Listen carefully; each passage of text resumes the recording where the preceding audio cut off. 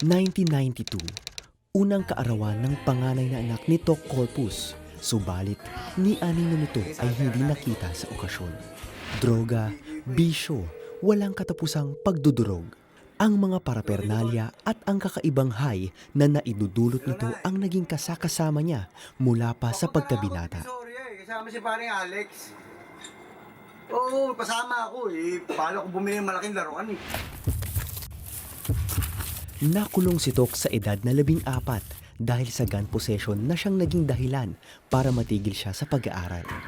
Simula noon ay labas-pasok na sa 2 lugar si Tok, paaralan at rehab.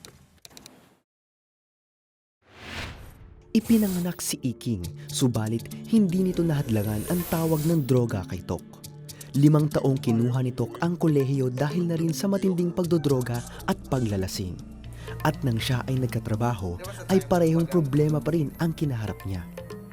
Lumiliban siya ng labis tuwing lunch break para lamang tumira ng marijuana. Dahilan para tuwing balik niya sa opisina ay wala na siya sa tamang pag-iisip. Hello? Hello? Bossing, dumating na ba? Meron na. Ano ba naman ang tagal? Mas lang ako pwede. Basta, konti na lang lunch break na. Na palaging nagbubunga sa pagkakatanggal niya sa trabaho. Talagang nagulantang ako yung parang nawala ako sa ulo. Siya po talaga. Ipinanganak ang pangalawang anak na si Isabela. Palala ng palala si Tok. Hanggang sa umabot sa paghiwalay nila ni Kat. Ayusin mo muna buhay mo.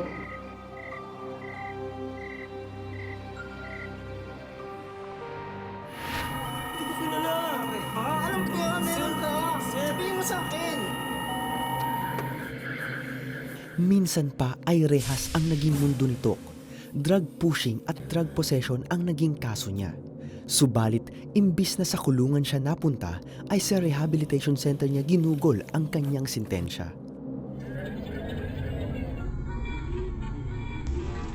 Dala ng kapaguran sa paulit-ulit na problema, nagsimula maghanap si Tok ng solusyon sa sitwasyon niya na kailanman ay di sumagi sa kanyang isipan. Nagsimula siyang hanapin ang Panginoong Diyos. Unti-unti ay napawi ang mga dating haligi sa buhay ni Tok. Ang adiksyon niya sa droga ay giniba ng Panginoon, maging ang pagkalulong niya sa alak ay binuwag din ng Diyos. 12 taon na ang nakalipas at larawan na ng isang ehemplong ama at haligi ng tahanan si Tok. Sa grasya ng Panginoon ay naisaayos ang kanyang dating nasirang pamilya at ang relasyon nila ng kanyang asawa na si Kat ay mas lalong napagtibay. It was God that was there for me. I feel na there are programs, I feel na merong rehabilitation centers that are great and have been trained very well. I feel they can help. But if you really want to be liberated, be free from addiction, you cannot do it without God. I think the only way out is through God.